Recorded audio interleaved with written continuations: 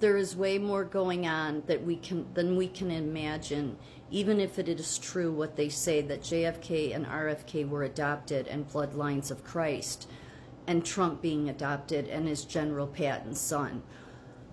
Okay, so first of all, there's no evidence with Trump at all with being adopted, none whatsoever. I've done his genealogy, I've looked at it, none whatsoever. Okay, so there's that. Plus, it's sort of rude. I sometimes think you guys push this because it's a subtle way of kind of hitting at Trump because he loves his parents. And there's no evidence to this, but it's kind of predatory because you guys push it to pull people into that narrative, that because you're very good at doing this stuff. Now this one is new with the JFK and RFK being, you know, what, like direct bloodlines, maybe brothers of Christ. Okay. So then Christ would be involved with human trafficking, right? That's what you think? Because I mean, really, if you think about it, I mean, the Kennedy family was friends with Ghislaine. Yeah, it seems like everybody in the country wants to ignore that fact, but they were, and they get a pass, yet we all know that even Cindy McCain said everybody knew what Epstein was doing.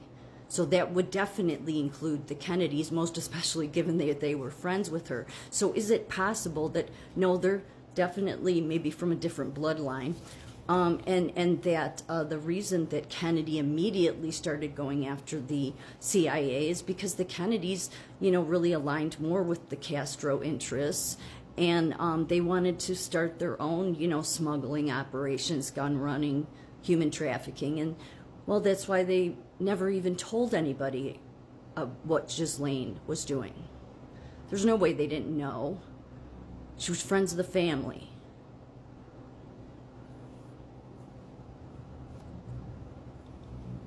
And then maybe, just maybe, given that the Cold War was, I mean, it's one thing to rip on the CIA for them going into like Russia and these countries that are far away and spying and stuff. I get people thinking that's wrong. It is, but they do it to us too. However, Cuba, that's right there next to us. It's right there. And yet all this guerrilla warfare training and psychological training going on there, and then JFK does the most stupidest thing anybody could do and mess the Bay of Pigs up when it was already something put in place. It wasn't something he had to put together, and then turns around, and then by doing that, it gives him a reason to start cutting down the CIA. And all the Kennedys have done that. RFK Jr. does it. Of course they'd want it blown to smithereens because, well, maybe the CIA figured out who the Kennedys were, because it's just ironic that the brother, RFK Sr., gets murdered then, but only once he started running. So maybe there were people that had America's best interests at heart. I know that sounds bad, and there's no evidence to what I'm saying whatsoever. However, it makes more sense than this, given that they were friends with Maxwell, given that everything that came from what Kennedy did with his failure with the Bay of Pigs, and almost getting everybody annihilated because of the Cuban Missile Crisis.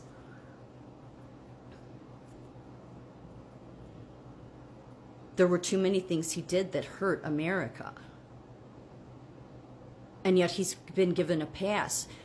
And you guys, the same way everybody has put him in a worshiping status is disturbing. It's sacrilegious. But he's been given this, hero Kennedy, JFK, and we're going to name every building in the country after him. And yet nobody wants to stop and think, did the whole trafficking thing start because of them, given that they were friends with Ghislaine? No, everybody just wants to tie it to Israel, or everybody just says the CIA, we know it all. No, I don't think anybody does. Because nobody wants to look at the simple facts here, and that's that the Ghislaine Maxwell was friends with the Kennedy family. So they knew what she was doing. So did it come under them? And that's why the Kennedys wanted the CIA eliminated.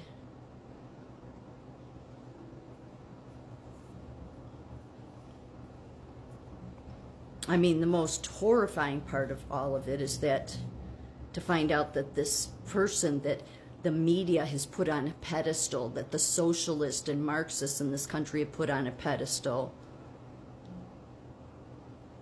the Kennedy clan, was really trying to hurt America all along.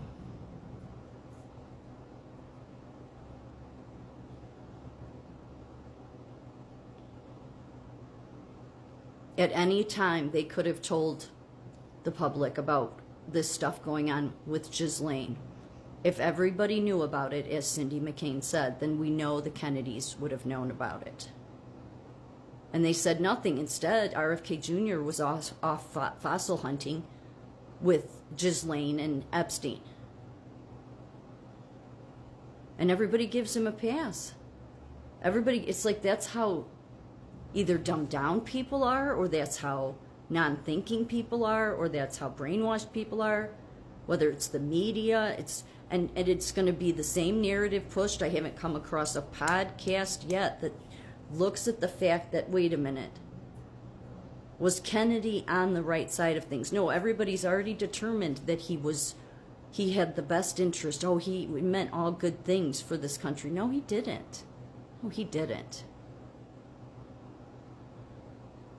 There is no reason, there's no making rhyme and reason of why he would think that when Castro is there, and he's been doing this for years, building this army of people in all these different Latin American countries and the Middle East, that you would think that you can somehow diplomatically come together with that, and even more so, that the best way to be diplomatic and show that we're not about communists is let the communists come in here. But that's what happened because of him wanting to disempower and splinter the CIA into a million pieces.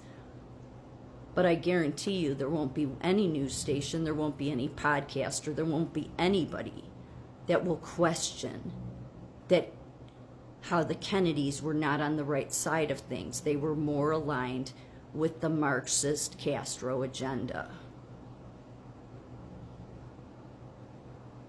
At least what I'm saying makes sense. This doesn't.